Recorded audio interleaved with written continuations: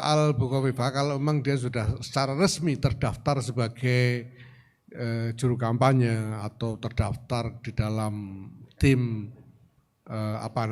TKN, di dalam TKN, tim kampanye nasional.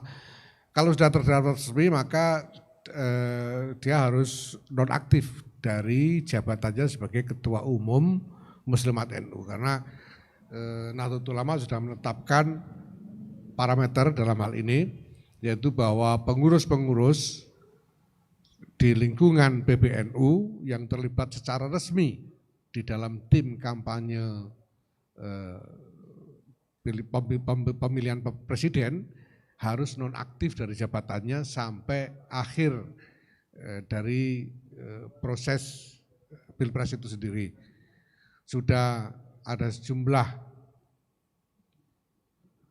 personil PBNU yang sudah nonaktif dan ini termasuk nanti juga ketua-ketua badan-badan otonom di lingkungan PBNU, Muslimat, Ansor, Fatayat, Ibnu PBNU dan lain-lain apabila masuk sebagai secara resmi di dalam tim kampanye nasional itu dia harus nonaktif dari jabatannya. Sedangkan mereka yang menjadi calon dalam pemilu legislatif, kalau mereka ini adalah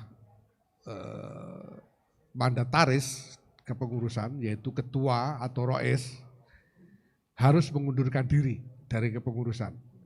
Jadi ada sejumlah ketua, misalnya ketua PWNU, kalau saya dan Rois Am jelas kami tidak menjadi calon apapun dalam pemilu ini, tapi ada sejumlah ketua wilayah dan ketua cabang yang mencalonkan diri baik sebagai calon anggota DPR di berbagai tingkatan dari berbagai partai, macam-macam partainya, mereka harus mengundurkan diri dan harus diganti. Kemudian ada juga yang mencalonkan sebagai anggota DPD juga harus mengundurkan diri dan harus diganti.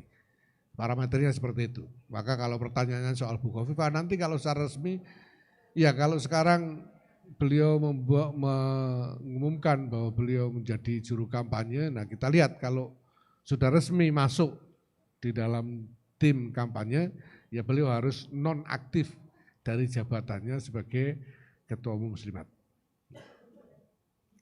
Dan sebentar lagi PBNU akan mengeluarkan SK dengan list yang rinci tentang para pengurus yang nonaktif maupun yang harus mengundurkan diri dari jabatannya karena keterlibatan di dalam pemilu. Kami sudah membuat rincian, ada beberapa puluh orang pengurus dari berbagai tingkatan mulai PBNU sampai ke ranting yang terlibat secara resmi atau menjadi calon dan mereka harus nonaktif atau harus mengundurkan diri dari jabatannya. Nanti akan ada SK PBNU khusus yang rinci mengenai hal itu. Terima kasih.